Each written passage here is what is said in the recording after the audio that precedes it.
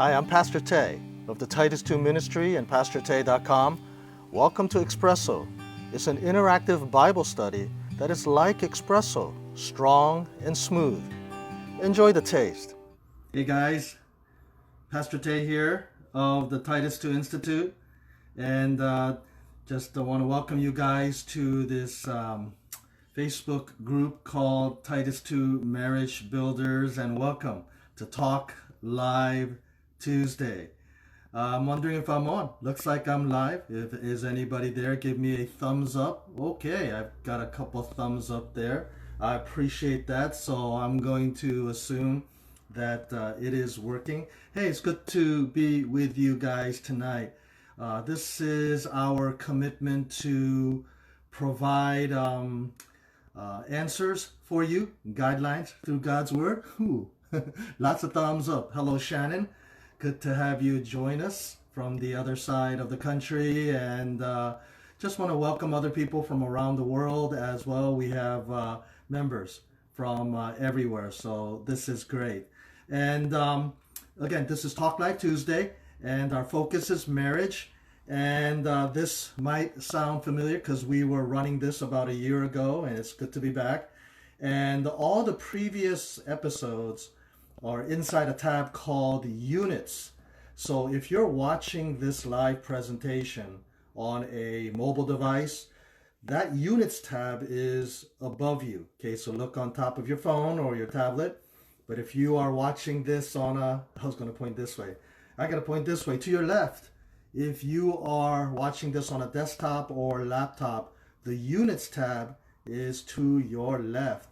And go there, and you're going to find many of the videos that we've done in the past. They are archived there, and they're archived under 4 major categories. Okay, they are communication, conflict, in-laws, and sex. Okay, so those are the 4 major. And what we've been doing is we've been presenting something on each one of those topics: 1, 2, 3, 4, communication, conflict, in-laws, and sex. And once we're done, we go back to the top and continue to work our way through. So if you go to the Units tab, you are going to find all kinds of great teachings there. I also want to welcome those who are watching through our YouTube channel called Espresso. And so go look for that inside YouTube, and it captures the exact same videos. So those who prefer to watch it through YouTube, if you do, please join us later inside the Facebook group Titus 2 Marriage Builders. And so I see Shannon helping us tonight. Unit categories: communication, conflict, in-laws, and sex. And so that's right, Shannon. Those are the 4 major ones. In fact, most of your marital challenges and your pursuit of a godly marriage can be organized under those 4 major ones that are there. Okay, so I also want to say that this new startup of Talk Live Tuesday, in comparison to previous episodes last year, is that it's a little bit more informal, a little bit more interactive. I'm going to give you an opportunity to jump in and ask your questions, make your comments. If I see it on the screen, I'll stop and I'll read it, and I will answer your questions. So that's definitely a benefit, Lord willing, as we work our way through. So last week when we started up, actually it was 2 weeks ago, when we started with communication. And then last week we had a special Talk Live Tuesday that actually happened on Wednesday, when Dr. Don Owsley, the good doctor from Denver, came and guest spoke on the topic of believing wives living with unbelieving husbands. And so that was great. That's in the home feed. You can scroll down or go to the Units tab, and you will see that is archived under the category conflict resolution. So ladies, if that is relevant to you, please go check that out. So we started with communication, took a break for a very special presentation from Dr. Don, and then we're going to pick up now with the second major category tonight: conflict resolution. Again, the units tab has a lot of stuff that we did last year, and I'm just going to continue to supplement the stuff that is already there. So let me just get started. I'm going to just talk about things, and my goal is to cover all the basics with you. And please jump on in and ask your questions, make your comments. And so tonight's topic is just understanding conflict, okay? We all have it, right? I mean, there's no Christian marriage out there that does not have conflict, all right? Actually, that reminds me, this past week I did a podcast for a Christian show, and one of the questions they asked me was, why is there so much conflict? And, the simple answer is because we're sinners, okay? And I said, if you put two sinners under the roof, you're going to get fireworks, all right? So conflict is there. It's inevitable, okay? And so we're going to work with that assumption. And so tonight, the subject is conflict resolution. Thank you, Shannon. And we're going to focus on just kind of where it begins. And in fact, I'm going to use two words tonight to kind of organize the presentation. And please, jump in anytime with your comments and questions. The two words are internal, external, okay? Internal, external, meaning I'm going to talk about kind of where conflict starts. It's internal, meaning inside you, okay? And then the second category, external, meaning what is inside you then spills out into your relationships, and we're talking about marriage, okay? So those are the two words that are going to bracket what we do, okay? Internal and external. Stop me anytime with your comments and questions, okay? Even if you're watching this on a replay, you'll be able to insert your questions and comments, and we'll get back to you and address them, okay? So internal, external. Let's talk about the internal conflict. I want you to understand that is the beginning. So simply put, if you want to understand conflict in your marriage, don't be too quick to look at your spouse, okay? It's not as simple as that. In fact, that's the wrong move. The place that you have to begin to understand conflict is within yourself, okay? And I'm not saying it's all your fault, but I'm just saying, as we're systematically working through conflict resolution, we want to say you have to first look at yourself, okay? Sinful patterns. And understand, and here's a basic point, and you want to write this down, everyone, okay, if you're taking notes, and that is, sin is alive inside you and has a very bad desire, okay? So sin is alive. That is a proposal. So we're talking about inside you. That's your spiritual condition. Yes, God has saved you. Yes, you're a Christian. But the presence of sin and the power of sin is still inside you. So let me share with you a fundamental passage concerning this. It comes from Galatians chapter 5, verses 16 and 17.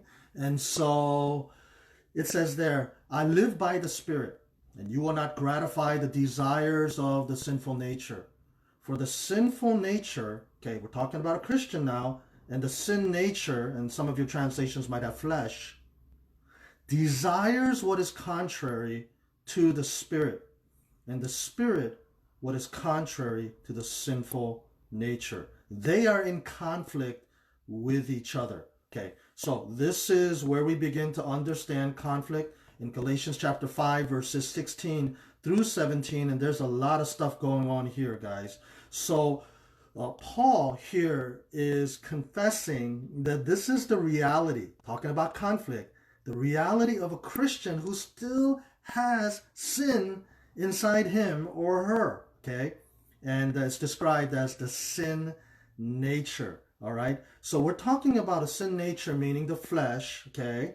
That is represents the ongoing power and presence of sin that is still inside you after. That's the preposition. After you become a Christian. So it's there. And the conflict here that is going on is between your sin nature and the Holy Spirit of God. That's a very big thing that I don't know if we'll have time to get into, but I want to confirm that it's the Spirit of God that is in conflict. And you look at your translations, there's a capital S, and Shannon, you did well. There is a capital S there. We're not talking about your spirit, although your spirit is in play as well. We're talking about the Holy Spirit of God that is engaging in the conflict that is inside you after you become a Christian. Okay? It says here the sinful nature desires what is contrary to the Holy Spirit. That word desires in the original Greek is lust. Tell me if you understand. Drop a comment below or ask a question. We're talking about something really bad here, of a lustful desire that wars against everything that is the very holy standard of God here, okay? So the sinful nature desires. So we're talking about you as a Christian having a very bad desire that is inside you. I actually did a major teaching on this inside the Titus 2 Overcoming Porn. You know, I've been advertising that group in the past, and so some of you guys, you may want to consider joining that group. And, you know, in that teaching, I specifically applied it to sexual temptation. But right now, I'm just talking generally that we're talking about a war or a battle or a conflict. That's the word that is used here in Galatians chapter 5 to describe. So listen, I'm going to say it again very simply. If we're talking about conflict, don't be too quick to look at your spouse, okay? And your spouse may be very guilty, but right now, we're just laying down some basic things, and I'm telling you that the first place to look is in your own heart, okay? The Apostle Paul's talking about an internal conflict inside you because your own sin nature is still having a very, very bad desire. So listen, can I say something obvious? Be Captain Obvious here. And that is that if it has a desire, only living things have desires, right? Okay, dead things don't have desires. Rocks don't have desire, all right? I mean, we're talking about living things. So can we just confirm something basic and write this down? Sin is alive. Sin is alive, okay? And it is growing inside you. That's very important to understand, and that is the very reason why you participate in the conflict there. I see some thumbs up. I appreciate that. Give me some thumbs up and confirmation that you understand what I'm saying. Even if you don't understand, hey, drop a comment below and we will get to all of it. So for understanding marital conflict, and hello Brandy, good to have you, that it is about an internal conflict, and that's the first place that you got to take a look. And so, you know, a lot of times, and by the way, just being spontaneous here, when I went to seminary back in 1986, sound like an old guy there. I'm an old guy, all right? 1986, what were you guys doing in 1986? I was in seminary, and, you know, they got a lot of good courses. I remember taking a course called harmartia, which is the Greek word for sin. And we had an actual course on sin. And, hey, Brandy. And so, you know, I guess my point is sometimes we can look at sin and it just sounds like some category. It just sounds like some label, all right? And I want to say it is way more than that. In fact, the Bible has many definitions of sin. So it's not just some label. It's not just some fancy course you study in cemetery, harmatia. But what it is something that is alive. Okay? And so can I say it this way? Okay? Brandy, you are so young. So it's not just like some category or some static state, some label. So listen, we're not talking tonight about the theology of conflict, okay? Talking about conflict resolution, boys and girls, okay, if you're jumping in late. We're not talking about the theology of conflict, although that's a legitimate topic. We're talking about the biology of conflict. Tell me if you understand, okay? What is biology? Let me pop quiz you. What does biology mean? It's the study of what? Living things, okay? So listen, it's legitimate to talk about the theology of sin and conflict, but tonight I'm talking to you about the biology of sin and conflict, meaning it's something that is alive in you. It's growing. Only living things, have this lustful desire. So I've already asked you to write it down. Sin is alive. We can add to it that sin is growing, okay? Because living things, what? It grows, okay? It continues to grow. And I want to give you insight because it's so easy to look at your spouse and say, hey man, what's your problem? Okay? Why are you like that? But the first place that you got to take a look is at yourself. Sin is alive. It's inside you. And so what were those two big categories that I said were brackets for tonight's conversation? And please drop a comment or question.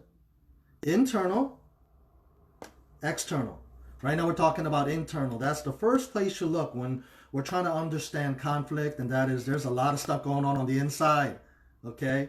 Sin is growing inside you. It's not going to stay the same side. And by the way, that reminds me, I've been counseling for almost 39 years now, and one of the things that people often say when they look at trouble in their marriage, sometimes, there's a desire to just sort of wait and see what happens. And so they say things like, let's just wait and see what happens. Talk about classic procrastination, right? Let's just wait and see what happens. Bad idea. Because if you wait and see what happens, well, it's going to grow, right? Okay, people say that at church too, with relational problems. Let's just wait and see what happens. Well, what's going to happen. It's going to grow. It's going to get bigger because sin is alive and growing. Tell me if you understand. Drop a comment below, okay? You have a question? This might be a new concept for you. Maybe you studied the theology of sin, and tonight we're studying the biology of sin. We are trying to understand just how much it is growing inside us and has the power to destroy us and destroy our marriages, okay? I'm going to say, okay, that this is just the most fundamental thing when it comes to relationships is that there is this internal conflict inside us, all right? So, Brandy, very bad desire. That was me. I ran from conflict. Oh, you're bringing in something that we need to talk about, Brandy. That is styles of responding to conflict. That's one classic way to run away from it, to avoid it, and so forth. We'll definitely get to that, but that is one thing, and that's also, I guess, sourced in our hearts.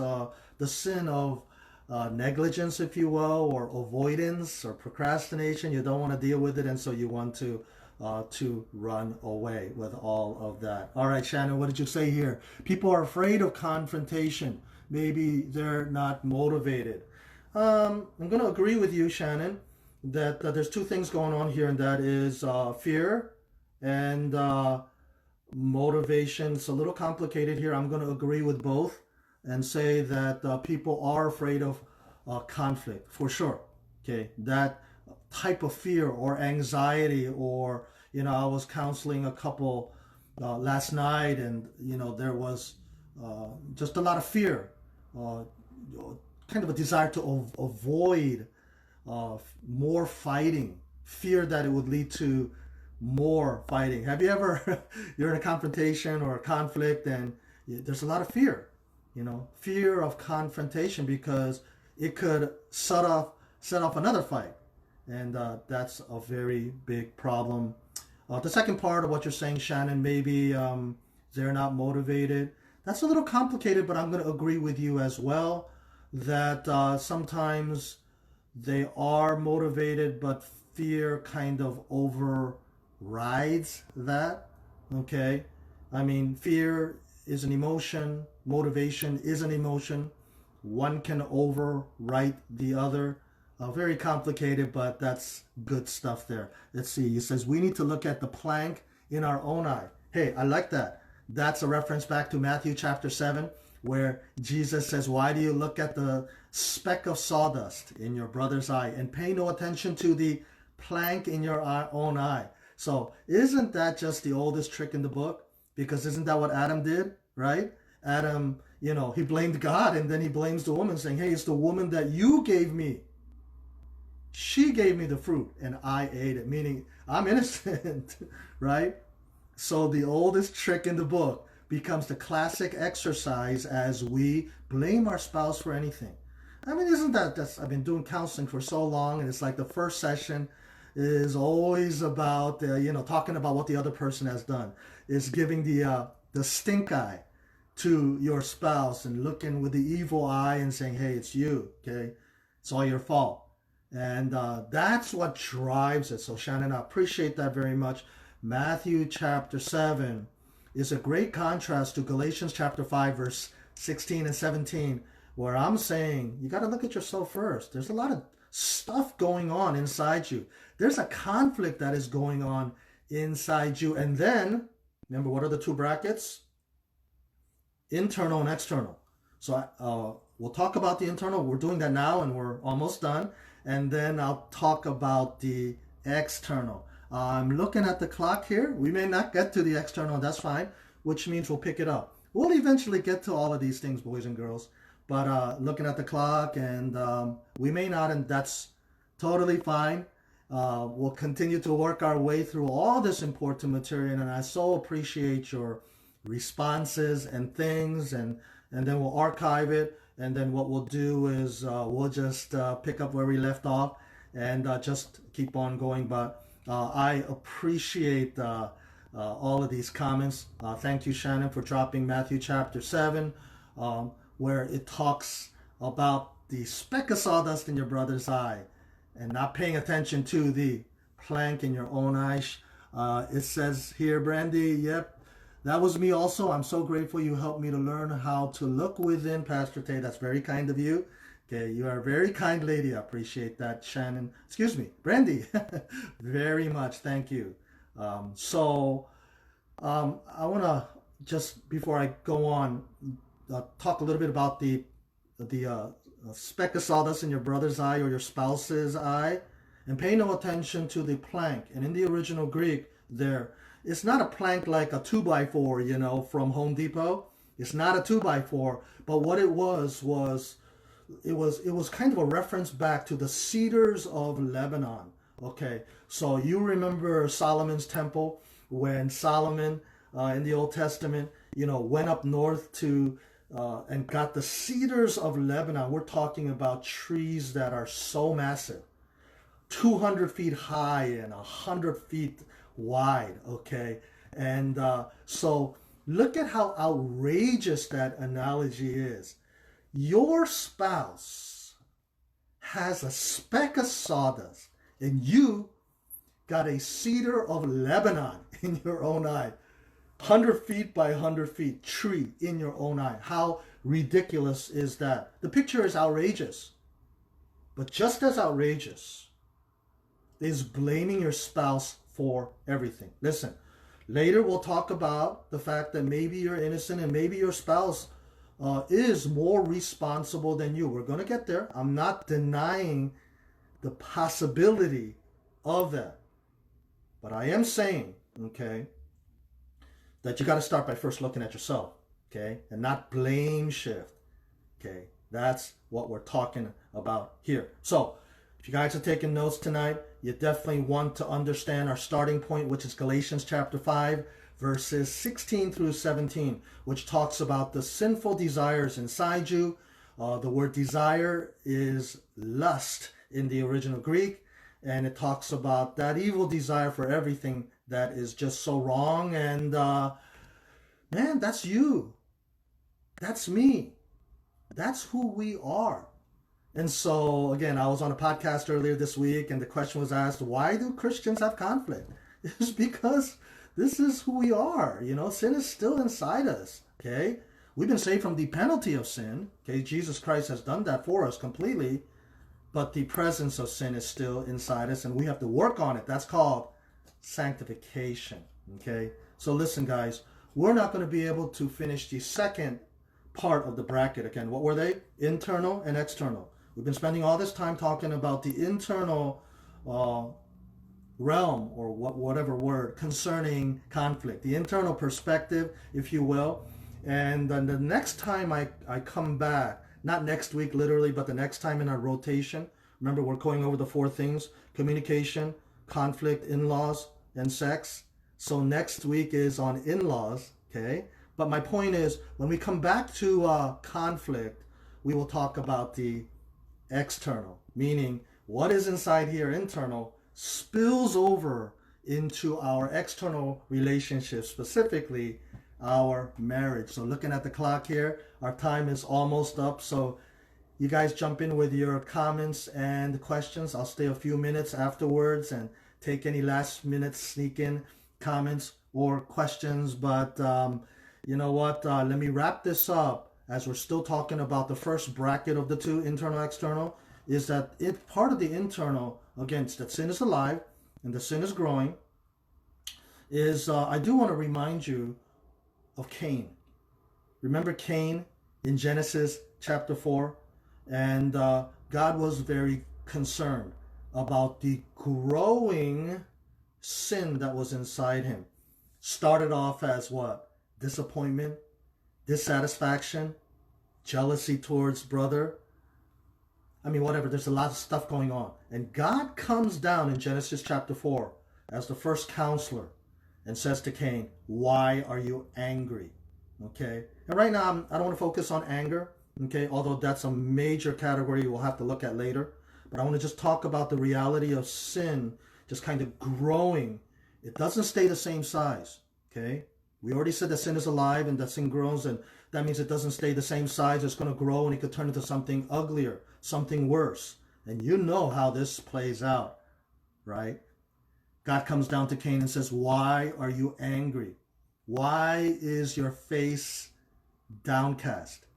In the original Hebrew, it's why did your jaw hit the ground? So he's dragging his teeth onto the ground. It's kind of a non-verbal cue that, man, his body is reflecting just how disappointed he is that his sacrifice is not accepted. And God counsels him by saying, if you do what is right, will you not be accepted? But if you do not do what is right, sin is crouching at your door. Write that down. Sin is crouching at your door. I mean, what? Some people think sin is just a category.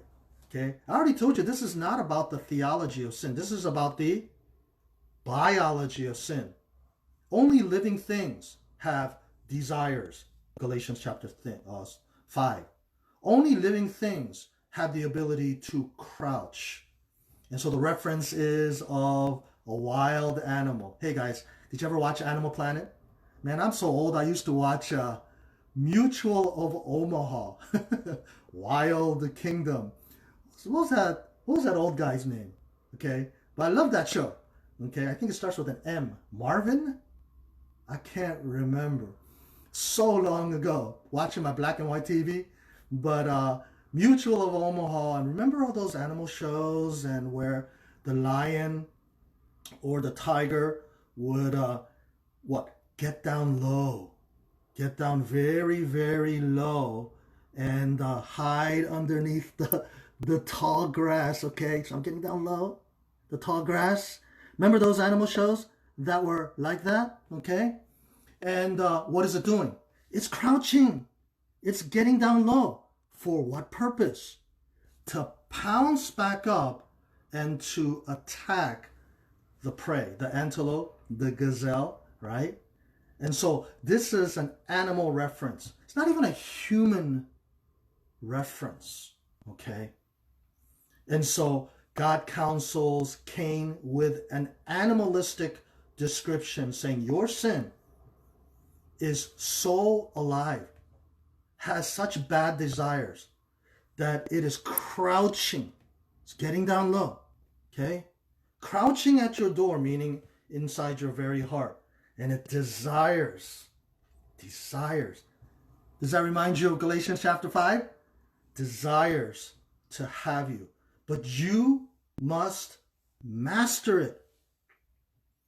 Okay, so That's the other part of this understanding. It's alive, it's biological, it's ready to pounce, hiding in the tall grass. But you must understand it, and that's part of God's counsel. You must understand it, and you must master it. Don't let the sin overpower you. Sin is crouching, but don't let it pounce. That's the idea. Taking notes, write that down. Don't let sin pounce on you. Okay, so we're talking about conflict resolution, okay? But we're talking about the power of sin that is still inside you that has the ability to pounce on you. And what happened to Cain? Right? What were the two brackets? Internal, external, okay? We didn't have time to talk about external. We'll cover that next time. But in the internal, the whole point is it starts here. It can pounce on you, okay? And then what? It can come out into the external or the other relationships, and that is exactly what happened. The sin that was crouching underneath the tall grass came up, pounced on Cain, and it led to something so terrible, so tragic, as it led to murder. Okay, so external, you know where I'm going. Okay, excuse me, internal, where we're going is external. Okay, it comes out. So Shannon, I appreciate that reference to self-control. Oh, I appreciate the other reference. Take every thought captive. I like that. That's 2 Corinthians chapter 10, verse 5. Shannon, write that down. That's a great reference. You got to make that decision. It's a military maneuver to take your thoughts captive.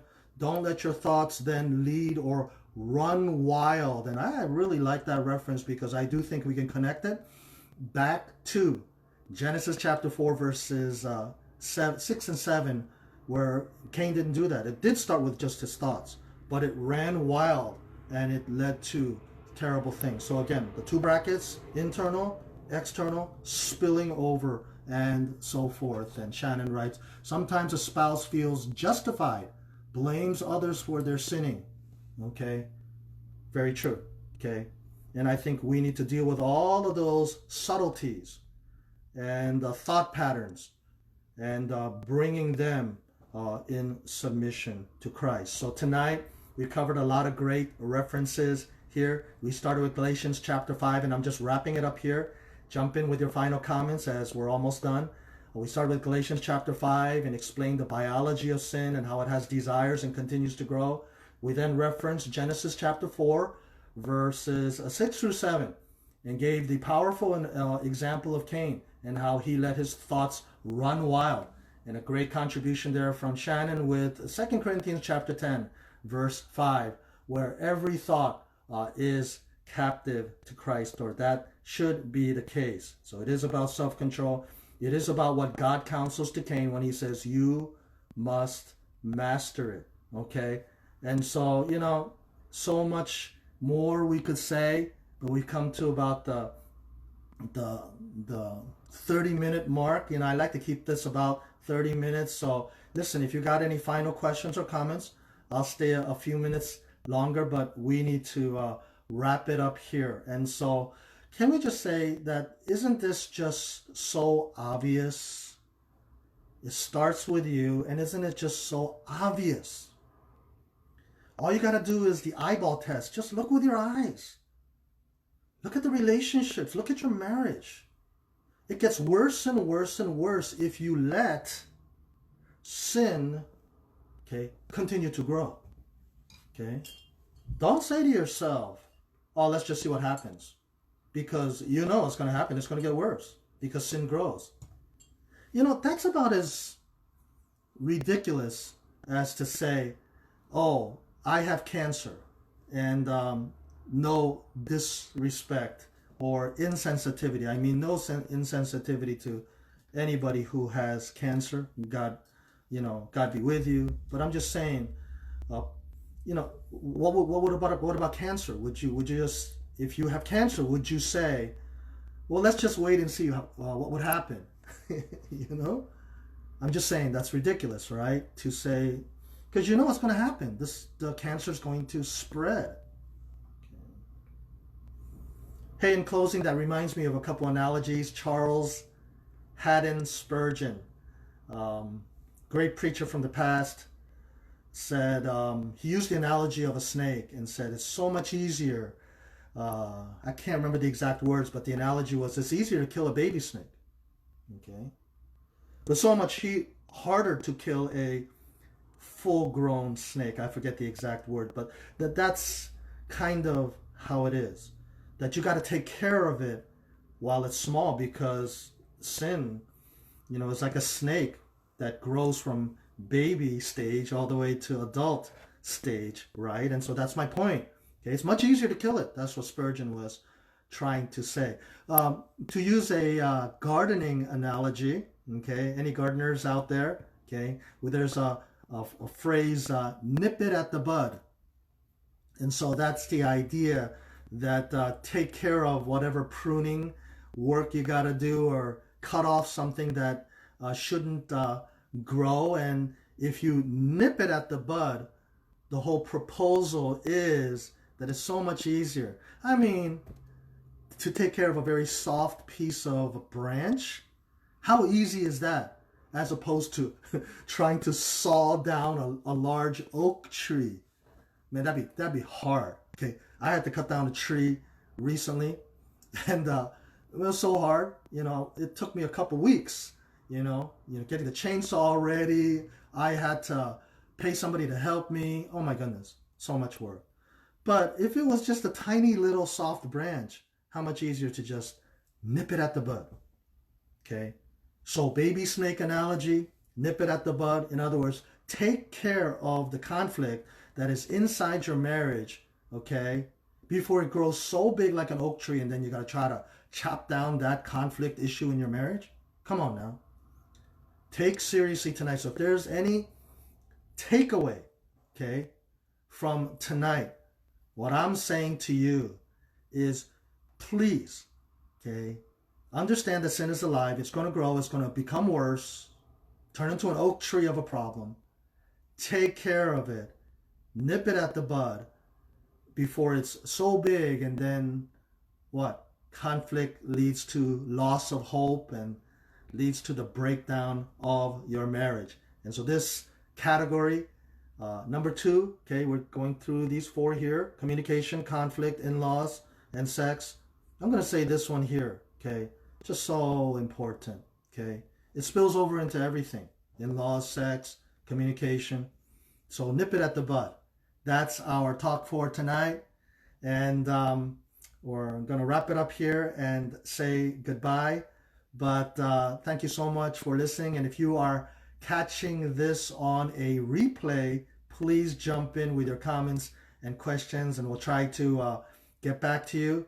But again, this is part of just an ongoing teaching series on conflict resolution. Tonight I intended to cover the 2 brackets of external and internal, meaning it starts inside you, spills over into the external relationships. We didn't get to the external. We just talked about the internal, but I want to kind of lay down the foundation. Next time we come back, not next week because we'll be talking about in-laws, but the next time we come back to this category of conflict resolution, we will pick up with the external. But glad I could spend this time with you. And after we finish tonight, I'm going to archive this underneath the unit category, conflict resolution. So listen, I hope it helped you. If you want to find out more, you go back to the units category. There's plenty of other videos on conflict resolution. We do have a YouTube channel called Espresso, where all of these things are archived as well. You can take a look at that. And if you need someone to talk to, you can contact me for a free conversation. And you know how to get a hold of me, okay? And I always respond very quickly, okay? So feel free to reach out and we can have a friendly conversation. Thank you so much, guys. And if I may give a quick plug for a brand new closed community that is starting up in 6 days. and that's called Women of Hope. Excuse me. And that's part of the work that we do here in Titus 2. It starts next Monday. That's February 17th, called Women of Hope. And it's all about supporting and helping believing wives who live with unbelieving husbands. So it's a very special group. We hope that you will consider that. I'm dropping information about that almost every day. And we hope that you will consider that as well. All right, guys, have a great night wherever you are throughout North America and around the world. Love that we're connected to you guys, and tell us how we can serve you better. All right, guys, take care. Bye-bye. Thanks for joining us for a devotional drink today. If you love Espresso, click here to subscribe so you know when the next one is ready to enjoy. Visit our website for resources for every chapter of your life. And if you're thirsty for more, click here. See you next time. May God bless your day.